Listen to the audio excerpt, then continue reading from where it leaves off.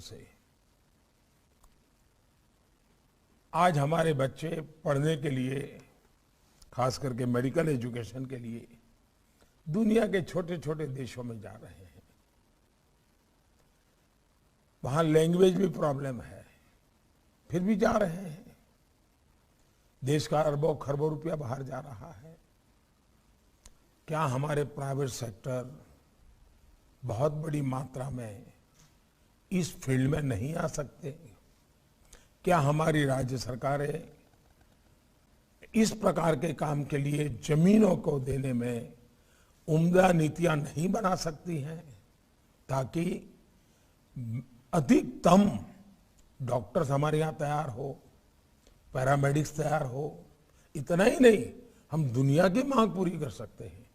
हमारे पास जो demographic dividend है, उसका लाभ इस क्षेत्र में हम बहुत, हमारे डॉक्टरों ने पिछले 4-5 दशक से पूरी दुनिया में भारत की इज्जत को बहुत बढ़ाया है।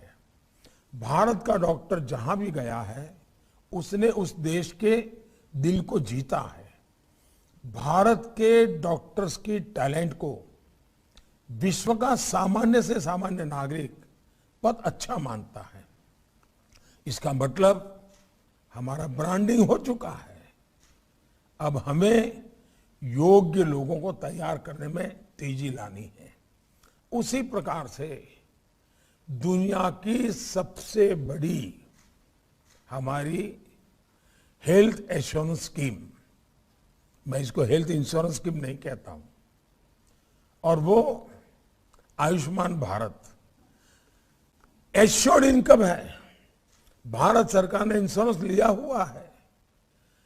आपके अस्पताल अगर बड़े बन गए और वो गरीब व्यक्ति वहां आएगा, तो उसका पेमेंट भारत सरकार की व्यवस्था से होने वाला है।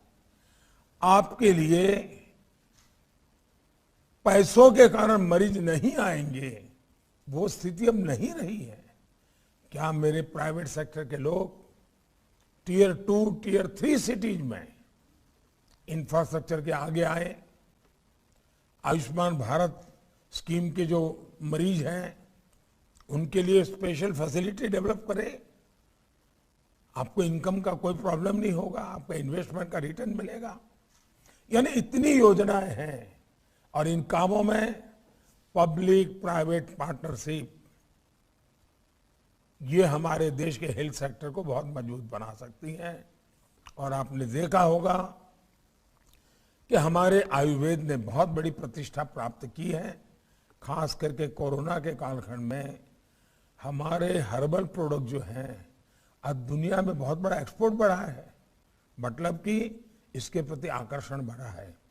हम सब मिलकर के इन योजनाओं को भी कैसे ले जाएं, मैं चाहूंगा खुले मन से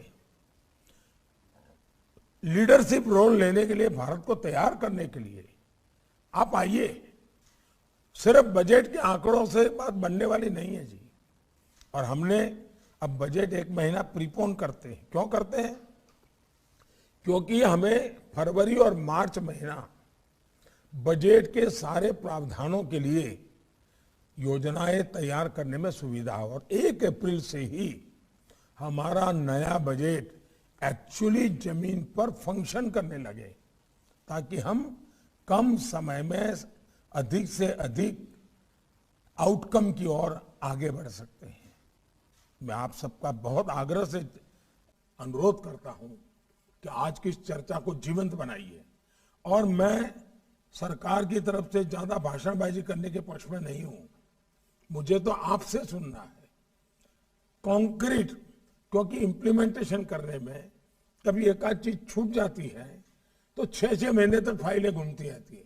इस चर्चा से वैसी गलतियां कम से कम होगी। बहुत सरलता से चीजें इंप्लीमेंट करने के, बहुत सी बातें हमारे अफसरों को भी, हमारी सिस्टम को भी बहुत अच्छा गाइडेंस मिल सका आपसे, ताकि चीजें हम लागू कर सके। तो मैं चाहता हूं कि आज दुनिया हेल्थ कॉन्शियस इस संकट ने बहुत बड़ा बना दिया है, तब हमें ज्यादा ध्यान देने की जरूरत है। मेरी आप सबको